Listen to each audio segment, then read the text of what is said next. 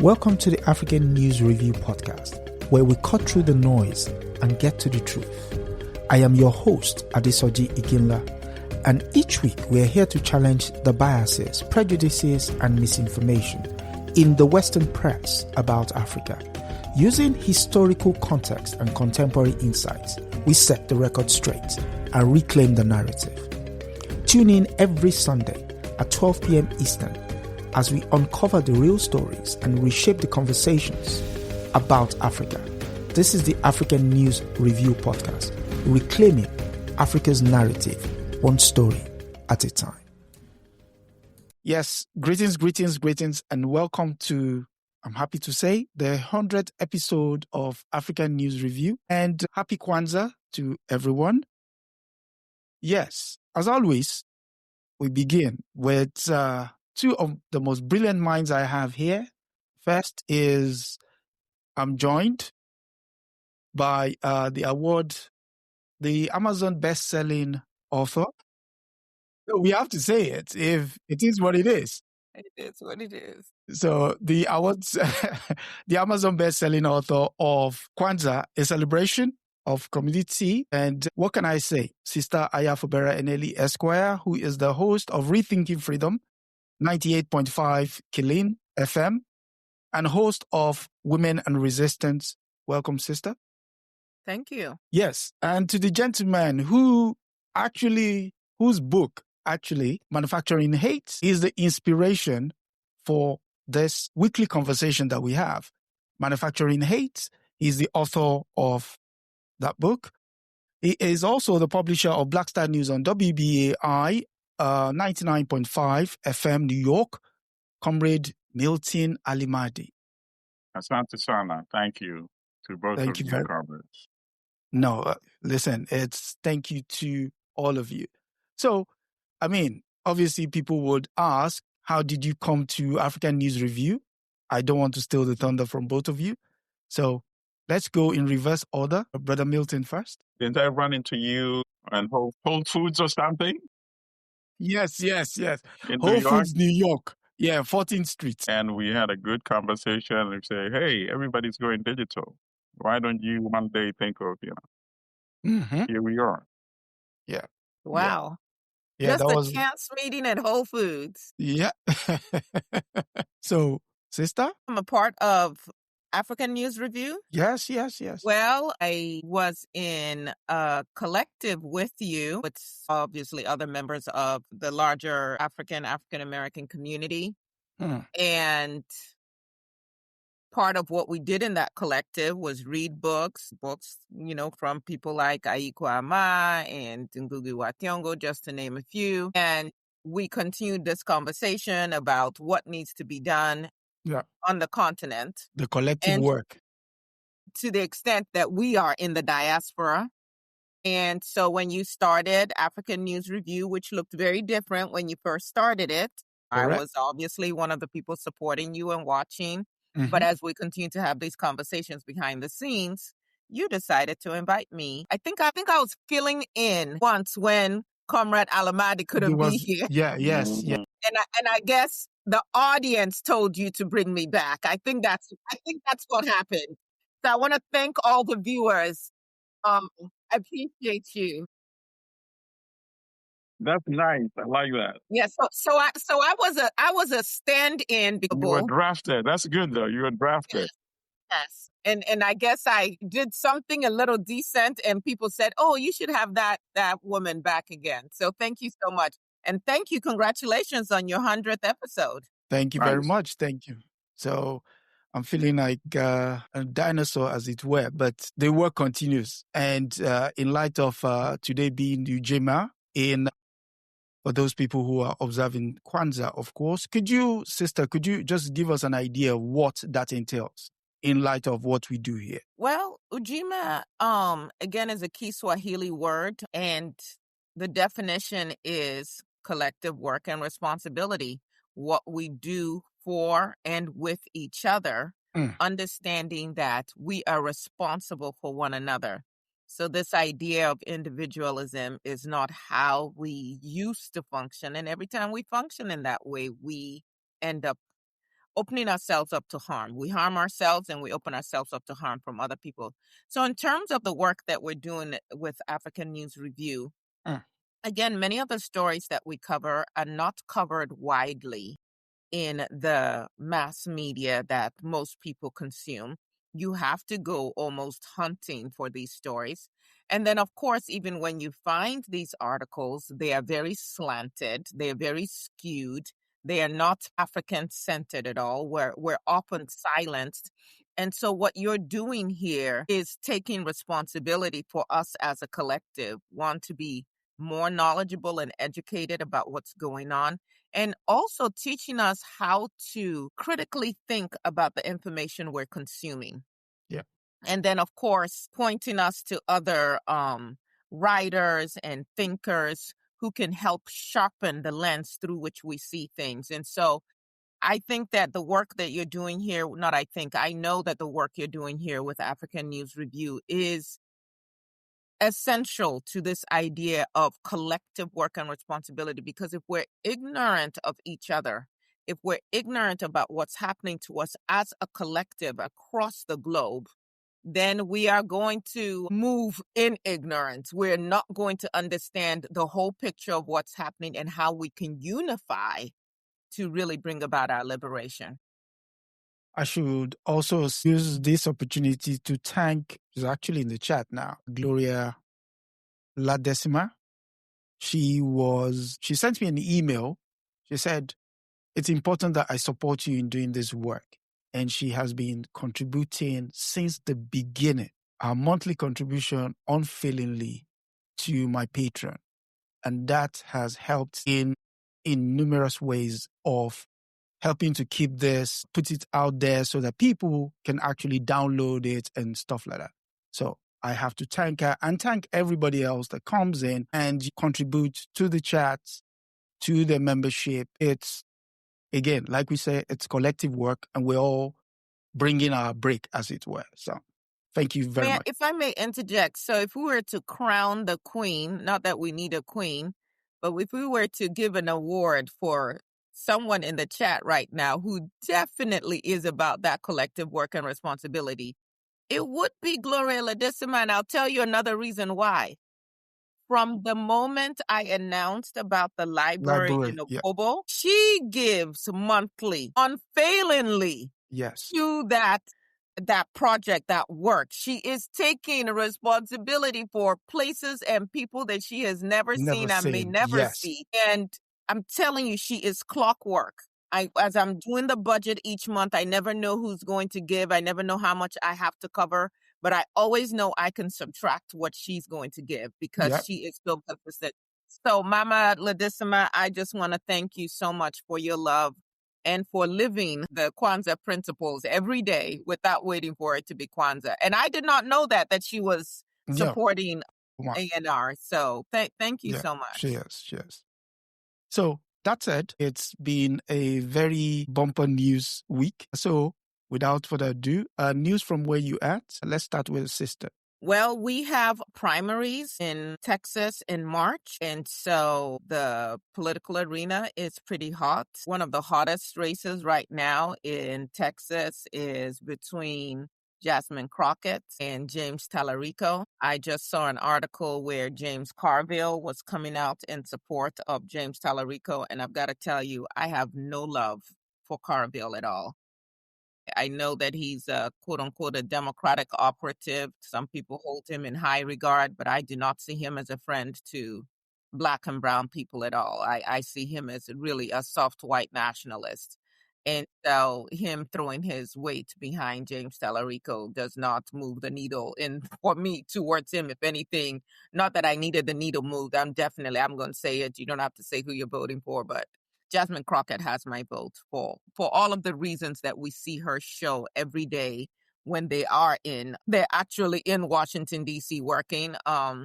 Since the MAGA folk have pretty much had Congress only work 87 days this entire 2025.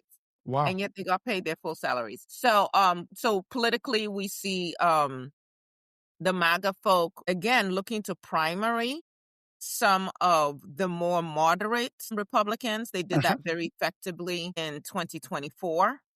And so people like John Cornyn, who is currently the senator the senator representing Texas, is being challenged by Ken Paxton, who it's incredible to me that he can still run for any office, given everything that has been exposed about him. But here we are. So, yeah, politically, things are supercharged right now in Texas.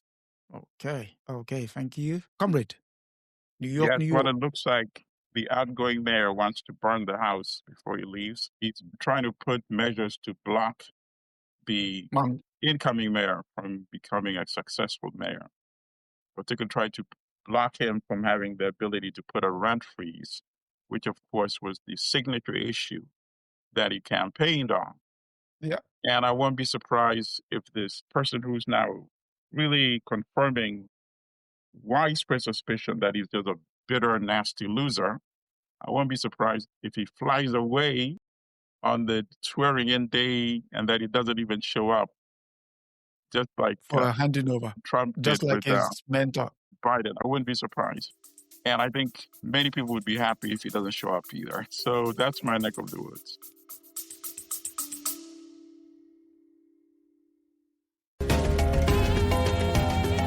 Just taking a quick break here on the African News Review podcast, but don't go anywhere. If you're enjoying our deep dive into the real stories behind the headlines, make sure to subscribe so you never miss an episode. Every Sunday at 12 p.m. Eastern, we're here to debunk the myths and bring you the truth about Africa. Want to help spread the word? Share this podcast with your friends and leave us a review. It goes a long way in helping others discover the real Africa. Without further ado, let's get back to setting the record straight.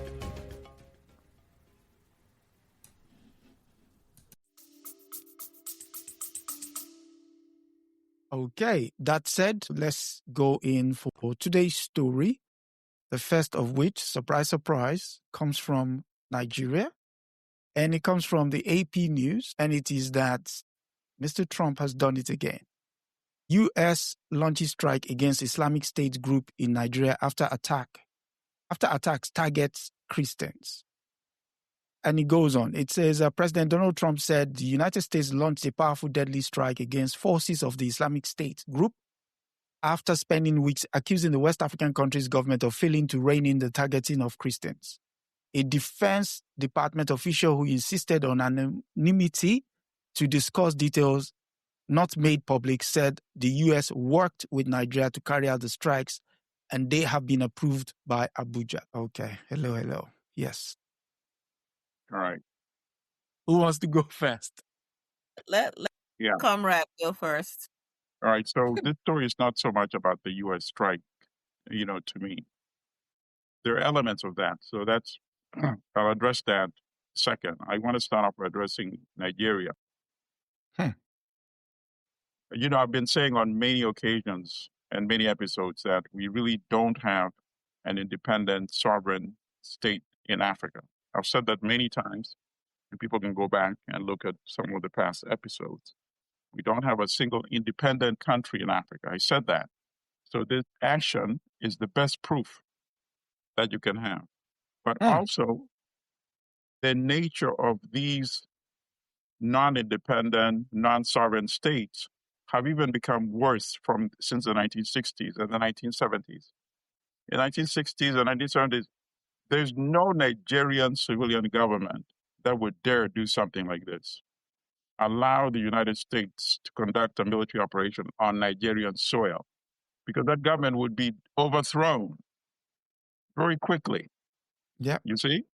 Yeah. Think about that, where we've come. Nigeria, the most populous country, they're supposed to be the leader on the African continent, allowing the United States, the belly of the beast of imperialism, to conduct a military strike on its soil? Unbelievable. And it just tells you how far we've slid back since the 1960s, since the 1970s. I dare anybody to challenge the statement I made, that no government, Nigerian government, would allow, not even a military government would allow it, because other elements of the military would get rid of that military government, you see? Of course.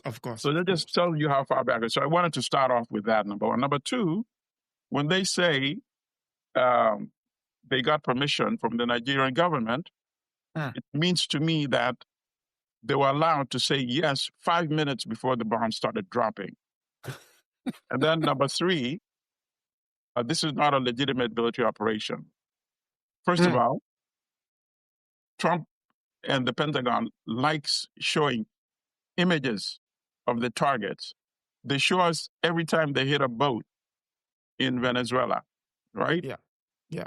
Even when the occupants of the boats have their hands raised, they still show us a video of them getting hit, right? So where are the videos of this strike in Nigeria? I'm not saying it didn't happen, but you probably hit some empty building or you hit some desert, right? You think if it was something spectacular and successful, Trump would not have had that on his Truth Social page already? And then, of course, the other question that people should ask themselves, if this was a legitimate military operation, Nigeria has 150 jet fighters. Nigeria gave supposedly the intelligence to the United States. Why could Nigeria use the same intelligence and some of its 150 jet fighters to conduct the strike itself? After just recently reversing a coup in Benin, right? Yeah. So people need to look at the geography of the region where the strike occurred and which are the countries that are close there that has recently caught the attention of the West. Of course, is the alliance of the Sahelian states, and beginning with Niger, right there on the spot. And then, of course, you go to Mali and Burkina Faso. So I think this is part of a broader creeping operation. So you had that French collaboration with, I call him now Moise Chombe, aka Tinubu. So you had this collaboration with the French when they went into Benin. And I'm confident that the French are also involved in this collaboration, and that is not really limited to the people that they say they're striking. I think the ultimate target are the alliance of Sahel states. Let's remember this. The United States has a military base that it built in Niger and spent $100 million for. And the U.S. ultimately was expelled by the new government in Niger. I don't think they're just going to leave a $100 million base like that and not try to do something about it. Yeah, so those are my immediate observations. They're using Tinubu the way they planned to initially do 2 years ago when they wanted ECOWAS to go into Niger. And the alliance of Sahel states basically was formed because of that threat. So they backed off, and now they think this is a good opportunity to perhaps try that again. That would be my reading, but it has nothing to do. And of course, it also partly to send a signal to Maduro in Venezuela that you see what we're capable of doing, you could be next. So those are my observations. Okay, sister. So, one of the things that they say in Western journalism is this idea of being objective, which is a lie. That you can tell a story and completely be divorced from it and have no feelings, emotions, and maybe inbuilt biases. Yeah. I happen to have my lineage in the area now called Nigeria. But even if I didn't, all of us Black people, anyone of African descent across the world, should be very concerned by what just happened.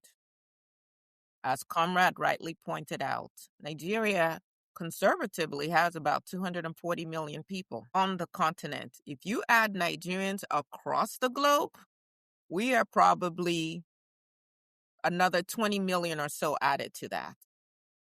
The audacity of this 34-time convicted felon who wants to be not just dictator in the United States, but wants to rule the world. Look at how he's moving. And the fact that the powers that can come against him so far are also being silent. I have not heard anything from the United Nations. Of course, we're not going to hear anything from ECOWAS. And we've not heard anything from the African Union. on this. At least I haven't seen any statements that they've made.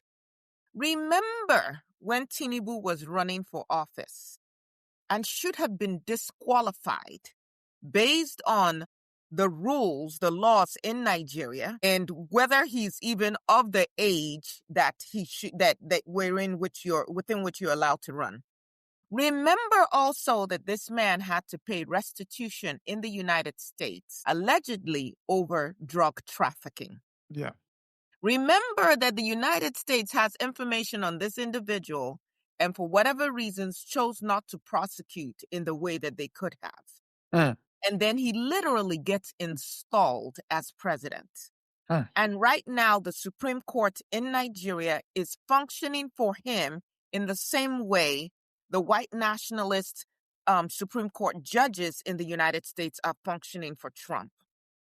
The will of the people is nowhere part of the equation in what is going on. As Comrade rightly pointed out, Sokoto, go back, get a copy of Adesoji's book, locate where Nigeria is relative to Niger, Mali, Burkina Faso, and then locate Sokoto, which is at the top. If you're looking at the map, it is at the top left-hand corner. It's right. It's the furthermost state, an area where, yes, it will be very easy to cross the border and do whatever it is that you need to do in any of those three other countries. The area that was bombed for the community that was bombed, they said that they have not had any issues with insurgency in that area. They are described as a Muslim community, largely farming community, and they said we have not had any issues with ISIS or anything. Now, mind you, in Maiduguri, which is the other side, which is on the other side, northeast, there was a bombing on the eve of this bombing by ISIS. They claimed that they did that bombing. It was in a mosque, and they killed 5 people and injured many others. So if your goal is to attack the strongholds of ISIS, first and foremost, Nigerian leaders have been meeting with the leaders of Boko Haram for years. They know where they are. They've actually housed some of them. So this is not an issue of we are trying to find it. I thought they were going to bomb the Sambesi forest if they were going to bomb anywhere else. Even I, as an uninformed civilian, knows that is where when they abducted the Chibok girls, that's where they ran into. Yeah. And so the people of this area, now this is America with all its precision bombs and drones, said some homes were destroyed. Nobody died. Most of the bombs fell in open areas. So like Comrade was saying, in terms of fighting Boko Haram or ISIS, this was not it. This is a subterfuge. But in terms of all the other things that Comrade has brought up, the access to the Sahel, the sending a message to African leaders as well as to any other leaders across South America, Latin America, who might feel, we can rise up against the United States of America. We cannot also ignore all beyond the military base, all of the minerals and resources that are available in Nigeria and the surrounding countries. And it's really the West and the United States in particular realizing that we are in a very important phase of our existence. Yep. Where what is happening in the Sahel can spread. That is why they had to go into Benin the way they did to quench that as quickly as possible. That is why they are holding up this dictator in Tanzania. That is why in Cameroon, they did not come against Biya because they would like to keep these forces in place. Yeah. As opposed to see the will of the people, which is to reclaim who we are. But right now, we really have no sovereign nations in Africa. Yeah. It's a joke. Yeah. I mean, I don't think that we are seeing the end of this in terms of the potential But maybe I'm not reading Nigeria correctly. It's very difficult for me to believe there will not be some internal consequences on Tinubu going forward. Yeah. Yes. I believe that there will be, but what also concerns me is I think most of us have lived long enough to remember there are weapons of mass destruction in Iraq. The same Saddam Hussein that the CIA built up and funded. All of a sudden, they manufactured this reason to go and decimate that area. And there are artifacts, and I shouldn't even call it that. There are things of importance that go back centuries that disappeared. They are in private collection somewhere. That country, I don't know, and that region, I don't know how long it will take them to recover. When they came against Libya and Gaddafi, and all of a sudden we're concerned about this bombing that took place decades earlier. We got to get rid of him. So we need to look every time, Vietnam, every time they come in and say they're coming to help you, you face devastation. And so my message to the Nigerians and the other Africans, blinded by your stupid allegiance to a made-up white Jesus that blinds you to the extent that you have a man who calls you a shithole country, who has not given your Christians any free visas to come to the United States like he did for the white South Africans, who are not under any siege, by the way, and that you will turn around and think this man means you're good? I'm sorry. Are you stupid or are you crazy or what? Well, yeah. All I can say is this is the opportune time for the much more conscious elements of Nigerian society to intervene. This is completely unacceptable. The good comrade raised a very important point earlier when you said going back to the 60s, 70s, and the 80s, no Nigerian government would have allowed this to happen. Yep. In fact, at the height of the Nigerian Civil War, Gowon was particular that no foreign forces would have a base on the Nigerian territory. And it goes back to this, the first head of state in Ghana, who happened to be a leading Pan-Africanist, would often visit Nigeria, but would visit Nigeria as a private citizen, even when he was head of state, because he was friends with Madame Funmilayo Ransome Kuti, Fela's mom. And anytime he comes in, he's often asked this question: are you going to visit the Nigerian government? And his retort is always, I don't speak to British neo-colonialists. And that it was his constant refrain. I don't speak to British colonialists. Now, here is what he said on the floor of Addis Ababa when they wanted to form the Organization of African Unity.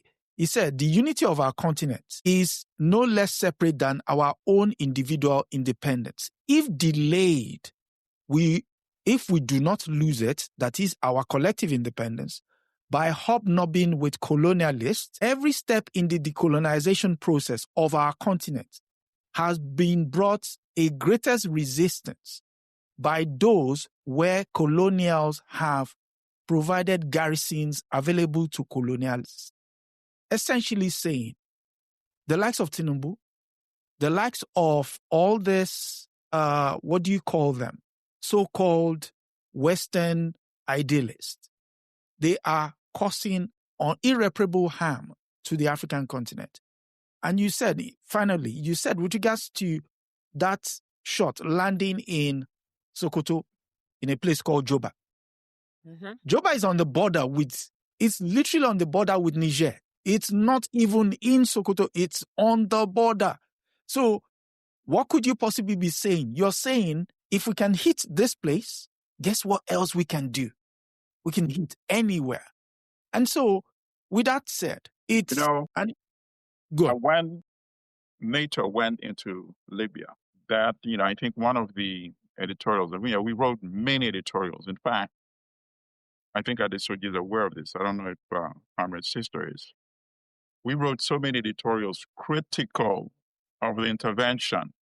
And we were one of the few, I think the only other media outlet, ironically, was the Wall Street Journal, that wrote many articles, editorials about the targeting of Libyans that look like us, specifically would happen in the city of Tawaga, which was exclusively populated like Libyans that look like us, completely wiped out, people killed or people forced to flee their homes.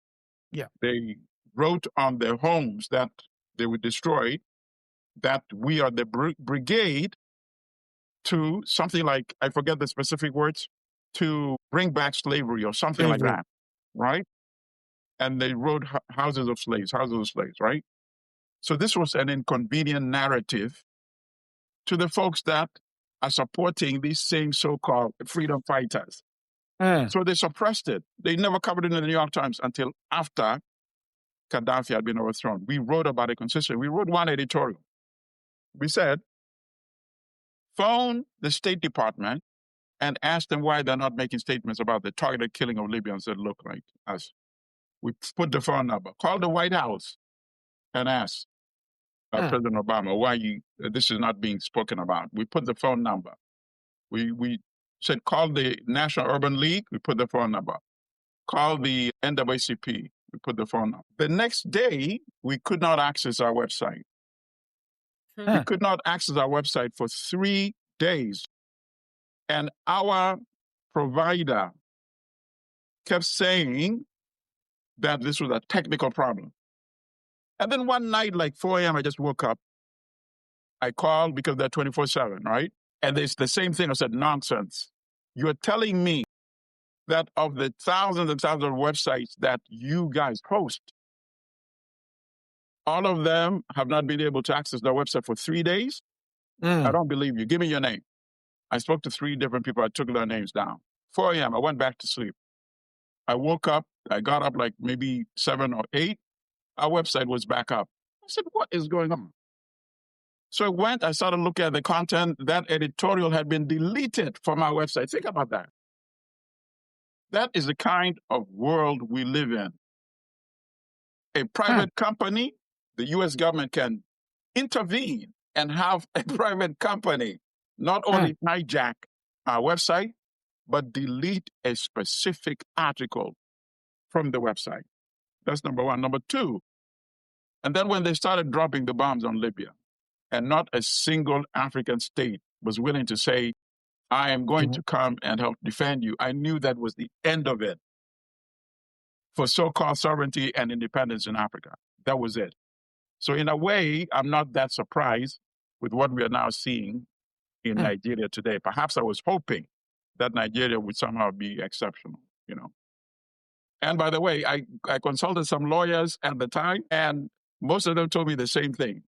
They said, listen, you have a good case, but in this particular political climate right now, if I were you, I would not pursue it. But I wrote about it. Well, this is what you know, because in the introduction. Yeah. You know? So I just wanted to put that broad context. Yeah, it goes without saying. Most of the leaders, I just want to even hammer on this point with regards to the notion of sovereignty. When they formed the OAU, Organization of African Unity, May 25, 1963, there were two groups. There was the Monrovia group and there was the Casablanca group. Casablanca group was the group of the so-called radicals, the ones that completely wanted to break away from the colonials. If you go and look at the attendance meeting of the leaders in 1967 of the meeting, all of those leaders had been overthrown. That tells you everything you need to know with regards to the state of play. And they would rather maintain a drug dealer, as Sister said, and of course they would, because they have the goods on him. All they have to do is, if he's like, we want to send our jet fighter. I don't know. You don't know? Well, we have that file, right? Yeah. Do you want it on the front pages of American newspapers? Oh, no. Send as many planes as you want.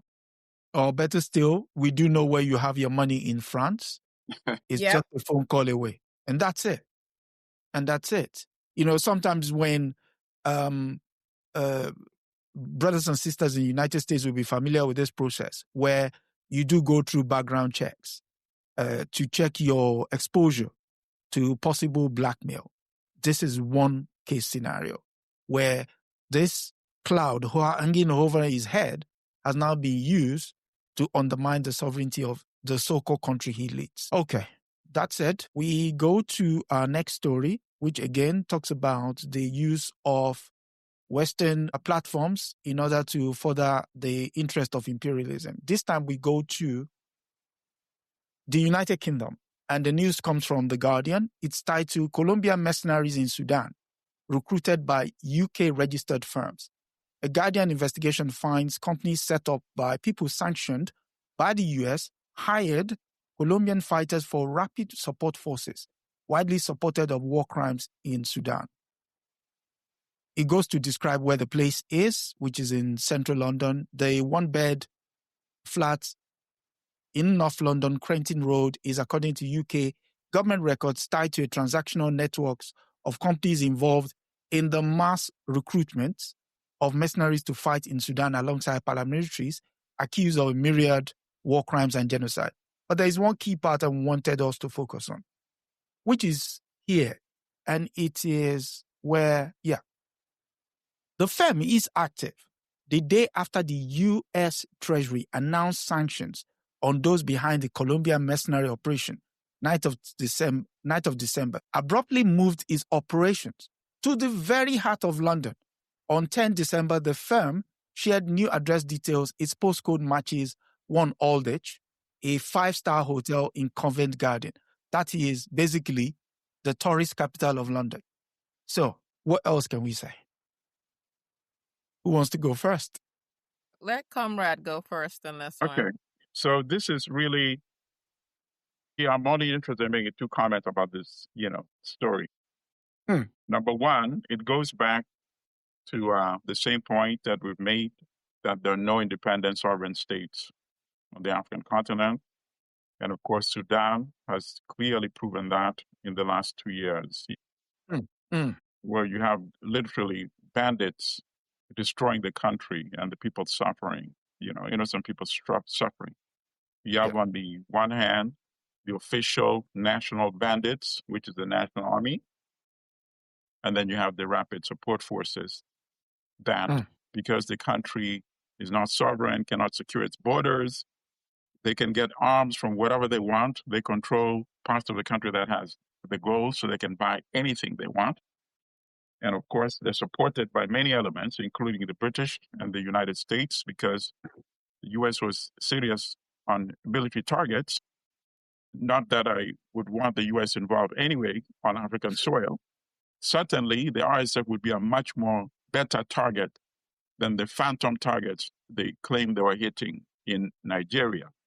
Then number 2, to show you that the British are also essentially supporting this conflict, and the RSF is because if this so-called clandestine operation was helping to finance, let's say, drug dealing in the United States or getting weapons into the United States, they would not be operating in Britain. So nobody can tell me that the British are not aware that this company is doing what they're doing on British soil. Utter nonsense, Sister? It's an important article for a number of reasons, to the extent that, for the most part, so many and almost any economic move you want to make goes through some European country. We understand that any of the ills that we're seeing anywhere in the world can be tied back to some of these quote unquote superpowers, these places. Correct. Really, we people have heard this phrase before, follow the money. Yes, thank you. When Switzerland would say, oh, we're neutral, you're not neutral with all of this money Thank being you. Thank you. Thank you so much. IMF is not neutral. You see how IMF is using their power to basically say, hey, if you don't go along with X, Y, and Z, we will not fund you, and so on and so forth. When countries and leaders are actually trying to make decisions that are in the best interest of their people, as opposed to these loans that mostly, by the way, go back to the Western nations. So everything, for instance, that the reason why RSF, all of these other groups are being funded is ultimately to ensure that the powers that be can extract what they want that they control the means of production, they control all the money, they control all the resources. Yes. They will achieve that or try to achieve that by any means necessary. And so again, this is just a wake-up call. Since we now have this whole anti-immigrant ban, whatever, all over the place, we're pulling people's visas and citizenship and so on and so forth, at least in the United States of America. You want to tell me that if they wanted to keep those people out, that they couldn't? Of course, you want to tell me that if they wanted to put some kind of squeeze on that on Colombia, on these particular no. So they're all in bed together, right, and nothing has changed. Right. It's about what is missing in the story is who in the British establishment is getting a cut of some of these profits. That's the only thing missing in the story. Well, the money is going through British economic channels, and so they are making money. Even if it's that they can use that money to generate more money, they are making money. But they're making money, but the specific people that can be named too. And if the Guardian knows those names, give us those names, And if they don't know the names, start putting the pressure to say we need to know who's actually benefiting from this. So it's the invisibility of the evil of whiteness. Yep. It's like when we talk about people who are slaves, but you rarely hear us talking about the enslavers. Yeah. Who were the savages who were enslaving people. It's like slaves was just this ubiquitous thing that just fell out of the sky and you were born that way. But there are people who are actually creating I like the fact that you said that. And that's why we should not ever accept their use of the word slave. Because when you put it enslaved, then exactly we know somebody is operating to make them in that condition. So Correct. That's a good point. Correct. Yes. Minded of time, we go to the next story, and which is from The Guardian, and it is that Manchester Museum needs our help to do something. Manchester, from The Guardian, it reads, Manchester Museum seeks help to uncover hidden histories of African collection. New Africa Hub confronts colonial era silences by asking visitors to share insight on 40,000 objects. It is a rare thing for a museum to talk about what it doesn't know, but unanswered questions and archival silences are the heart of the New African Hub at Manchester Museum, Northwest England, which is inviting people around the world to help fill the gaps. The museum holds more than 40,000 items from across Africa. Many of them were traded, collected, looted, or preserved during the era of the British Empire. As a result, the names of the makers, the cultural significance of the objects, and the people to which they once belonged are largely unknown to curators in Manchester, and in many cases, only the name of the donor or the collection from which an item came is recorded. Well, So this story, I like elements of it. And, well, let me put it this way. Part of it is public relations, right? Yeah. And part of it opens an opportunity, and we have to push that element. So first, the public relations part. The public relations part is when they discuss the Nigerian diaspora, the Igbo organization in Manchester, working with this museum, and the quote from the lady that, it really doesn't matter about the color, the culture. There's an opportunity to come together and all that. So that is to get rid of the guilt part of the fact that 40,000 items, right, that should not be there, is there. So they deal with that. But the part that I say has potential is the quote, curators say this could lead to restitution of items, right? But in order for that, could. Exactly. Not That's why I read it. No. Listen, I did not miss that. I underlined could. And that's why I said that part is up to us. You see? Yeah. That's where we need to jump on and make sure that door that they've opened comes to realization. And then normally what they say, many of these museums, And the way I say I like it is because it's much better than what the British Museum, for example, has been doing, right? So this one has potential. But what they've been saying, most of them, is that even if we wanted to return these items, we don't know where to return them. We don't know the location and the ownership. And that comes back to this story, inviting engagement to buy them more time, right? That goes back to the public relations part. But this is a solution that I proposed years ago. I said, in cases like this, why don't we open, I think I mentioned in one of our previous episodes. Yeah, an African museum. Open A Pan-African museum where the capital of the AU is, which is Addis Ababa. Let's open it. Let every African country drop in a little money to build this museum.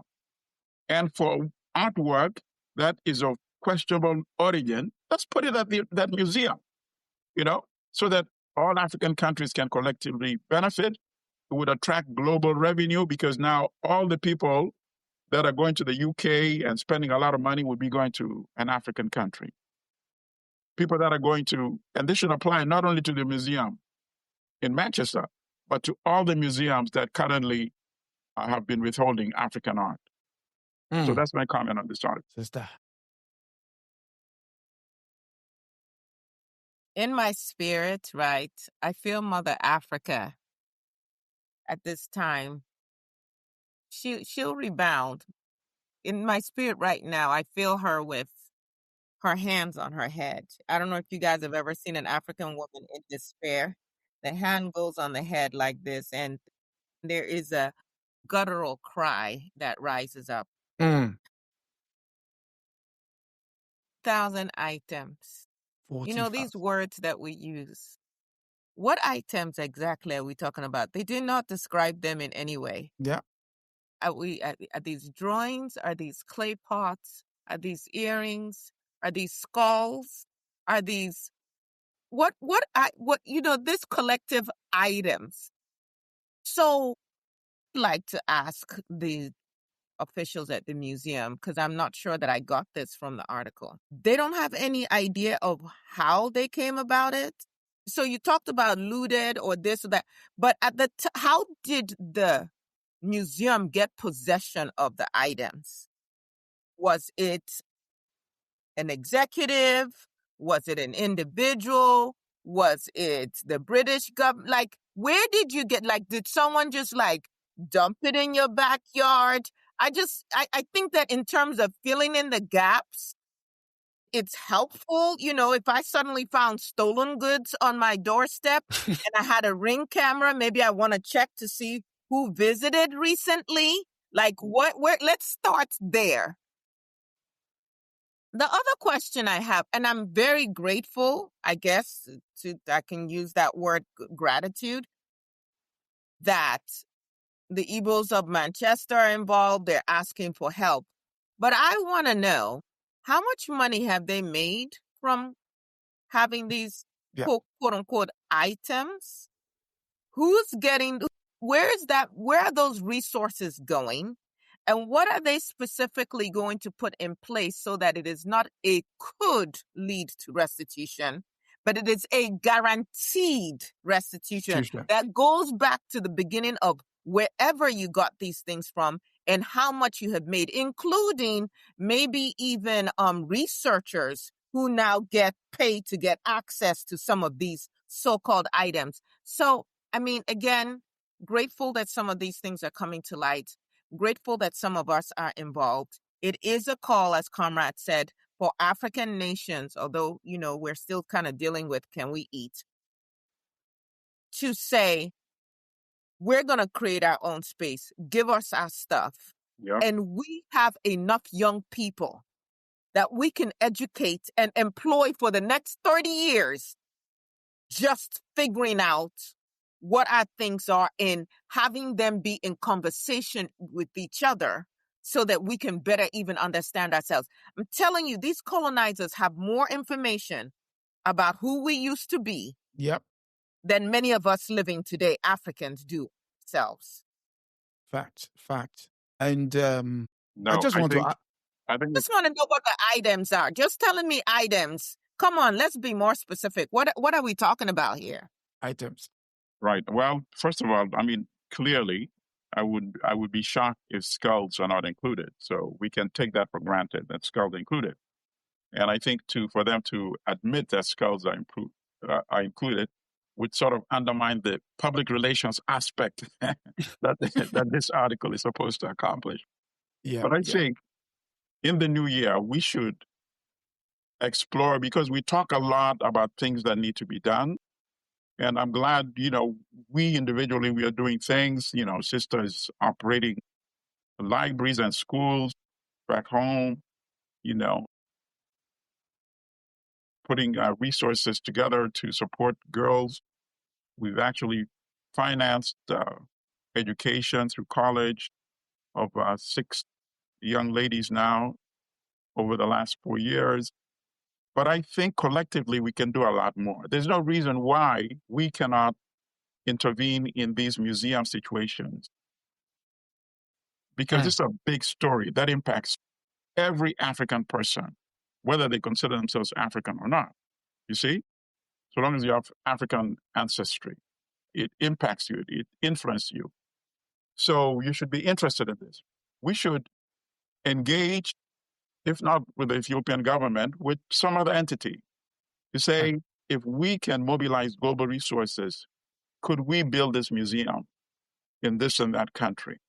And once we have that commitment secured, there's no reason why we cannot launch a global campaign to raise the resources so that by 5 years from now, we won't be talking about African artifacts in some Western museum. So a lot of this is on us as well. Otherwise, we're just going to be continuing critiquing things, for as long as we're alive, when in fact we should start thinking more about how can we make major intervention. And this, I think, would have such global appeal and interest, we can intervene on an issue like this.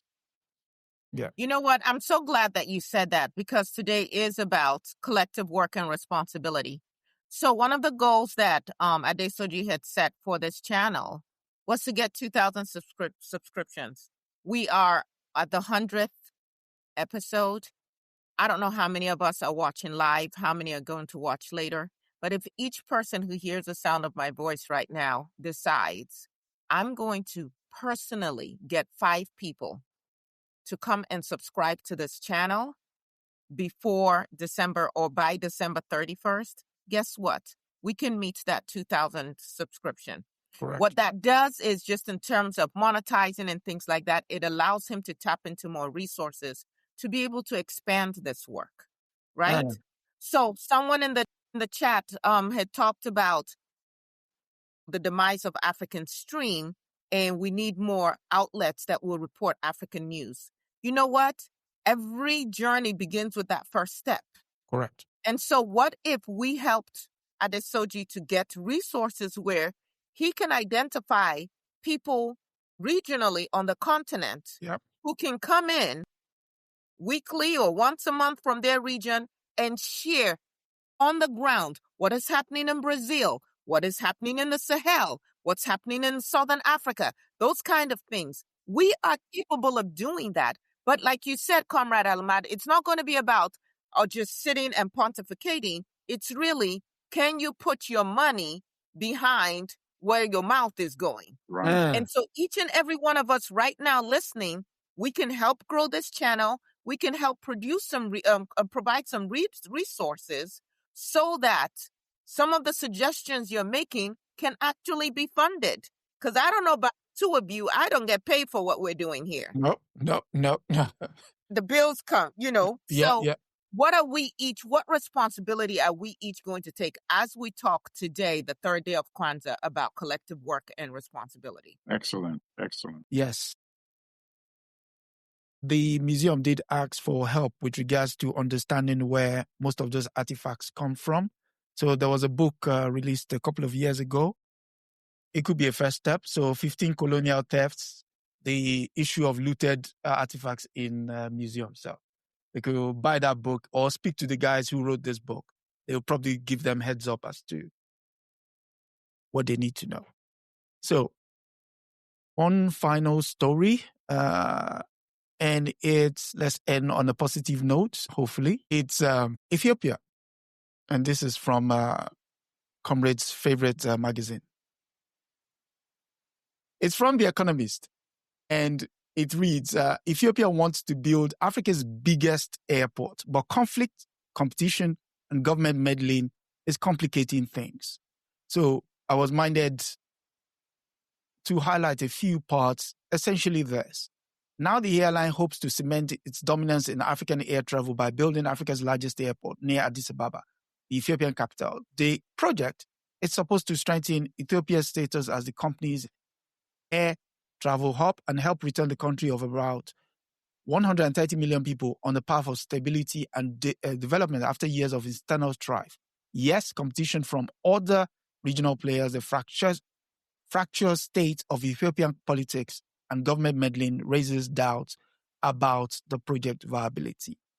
And I'm sure you've read the rest. So what's your take on this? Okay, well, first of all, I want to give credit to the Ethiopians for operating, I think, perhaps one of the few profitable airlines in the world, certainly perhaps the only profitable one on the African continent. And this is nothing new. I think they've been profitable for decades, actually. So, and I say that because these are operated by Ethiopians, management, operational, the flights and everything. So this airline is a good story in the sense that it explodes the racist myth and propaganda that Africans cannot operate an entity successfully by themselves. So that's the good side of the Ethiopian Airlines story. The second part is the unfortunate one, is that there are so many African airlines that should not be in existence, right? You have countries that cannot finance health care centers when they have, reminds me of a story in Uganda, a multi-million-dollar hospital, spectacular, beautiful from outside. This is actually, it's not funny, I'm sorry. I mean, but it's so horrific that it's almost comedic. Patients and their relatives would sleep outside under trees. And this is a true story, so unbelievable. I want people to go and Google and research it, right? And why would people do that when you have a multi-million-dollar modern building like this? Because, number one, lacks medicine once you're inside. Number two, it lacks staff to the extent that sometimes dead bodies would remain on the bed for 3 to 4 days in a hospital. So the story got out in the Ugandan media, and of course it went, as they say, viral. So what was the government's solution? To station soldiers outside every hospital so that a story like that could never get out again. That was the solution. So I say this to say that the same country that has a story like that, the one I just gave the example of, operates a national airline at a tremendous loss of millions of dollars. Instead of putting medicine and staff in that hospital so that when somebody dies, the body does not remain 3 days on a bed. You see? And that's a contradiction. And they should allow Ethiopian Airlines that's been successful to run and operate airlines in every African country. So it has a Pan-African component too. That's the good side. Let me just be brief now, because I know we've spent a lot of time. The other side I'm concerned about is the reported 15,000 people. I think that's a number that are going to be displaced with this airport expansion. Are they really going to be adequately compensated? Are they really going to be given adequate new housing, as said in that article? So that's my major concern. But those are my comments on this. Take it away. Yes. So again, we're reading the same article and Comrade covers almost all the major points. Very concerned about the land and the displacement of people, because traditionally our countries have not proven that they really care about those who do not have the power to threaten government in any way. And so, if I have my ancestral home and land, and then you just drop me somewhere where I cannot eke out a living. Yep. Maybe in a 2-bedroom or 2-room apartment, house for me and my whole family. It's not the same. So I'm not sure what that compensation is going to look like, whether they are going to also be given land in return for this particular land. The other concern that I have, and again, I don't want to sound naive about what it takes to build and to develop as a business owner. When I was starting my law firm, met with the advisors and consultants, and they said, hey, you should have at least this amount of money already set aside. You're going to need it for these startup costs and so on and so forth until you become profitable. And I looked at a lot of the options, and I just decided, you know what? I'm going to have to build this slow as I bring in income. I do not want to get indebted. And so when these guys are talking about outside financiers, again, for Africa to have the resources that we have, for African pastors to be able to make the kind of money they make. I think if you look at the top 10 richest people in Africa, I believe 6 or 7 of them are pastors. There's money. We've covered another story before where the people donated, those outside, those within the country. It's the same Ethiopia. They built that dam. The same Ethiopia, yes, and they built the dam. Now, maybe the people are exhausted, but if they see what kind of success they had with that, my question is, why not again? Because once you in these, I agree 100%. I agree with that position. That's correct. 100%. And then the question is, with these outside financiers and the guarantees that they require, what are these debt covenants going to look like? The revenue streams, like who's making the money? And then how do they influence what ultimately this airport is about? If you've ever flown Ethiopian Airlines, they are doing a fantastic job. Yeah. Their planes are clean. The professionalism is amazing. You still feel a sense of culture. Ethiopian Airlines is really, really top class, as they would say, for those of us who want to look at issues of class. But my point, though, is we know that this area, when we talk about Addis Ababa, and we know that the routes, the trade routes in Africa are still largely dictated by the colonial trade routes. And so in creating this mega hub, this largest airport, is this going to be an airport or a project that allows Africa to be more connected to itself?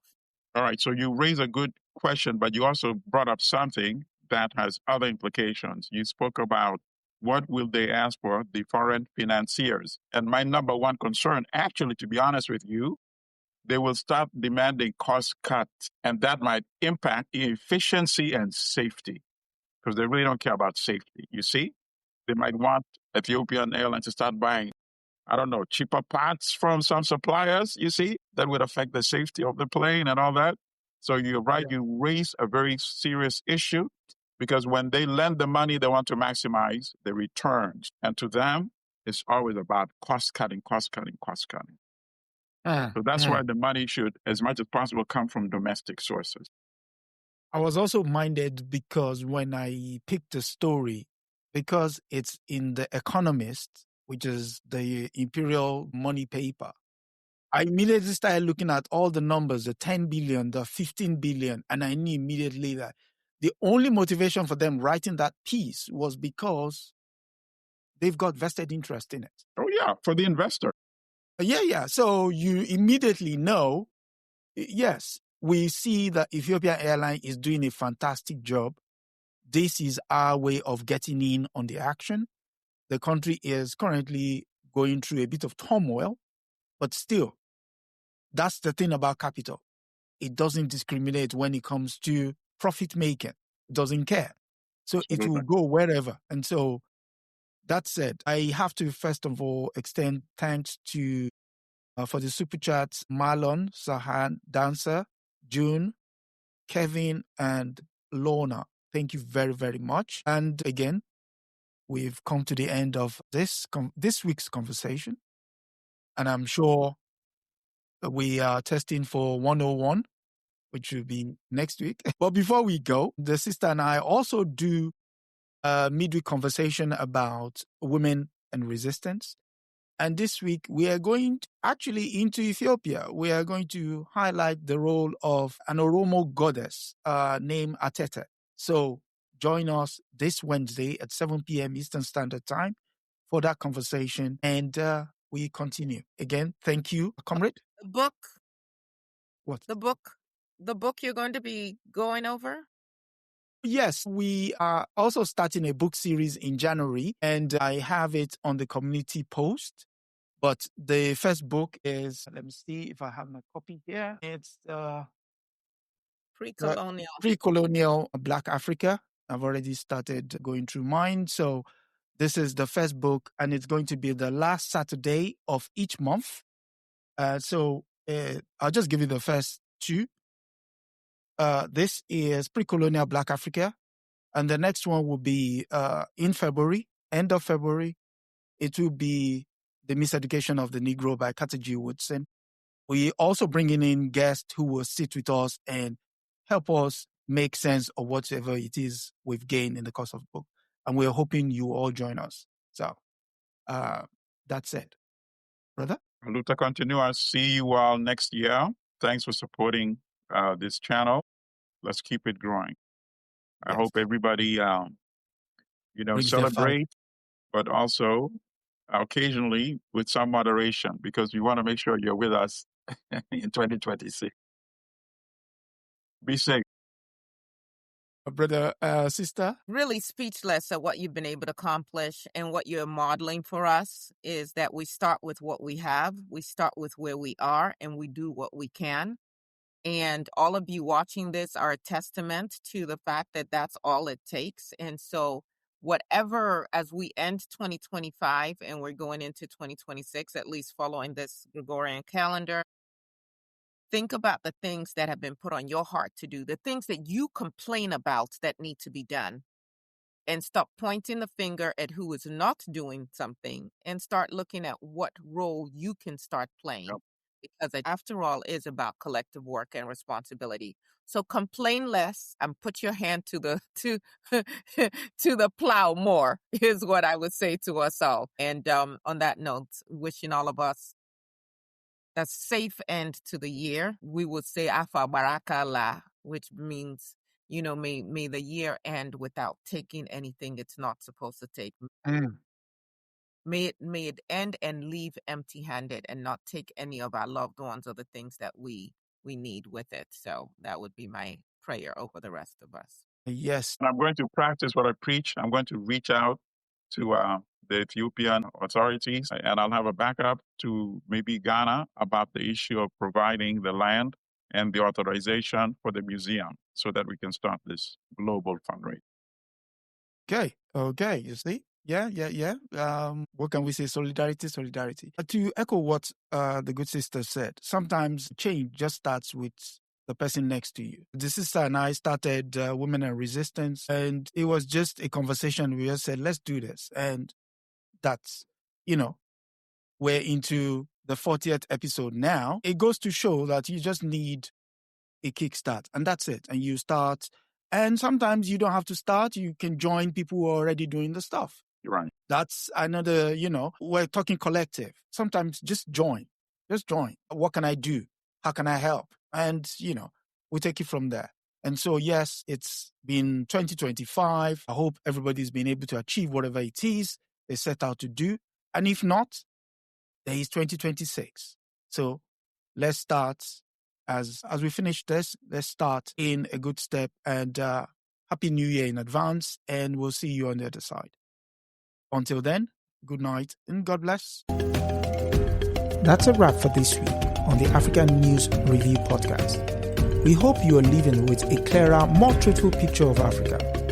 Remember, every story has another side, and we're here to uncover it. Don't forget to join us next Sunday at 12 p.m. Eastern as we continue to challenge the narratives and reclaim Africa's voice. If you've enjoyed the show, be sure to subscribe, share, and leave us a review. Until next time, keep questioning, keep learning, and keep seeing Africa for what it truly is.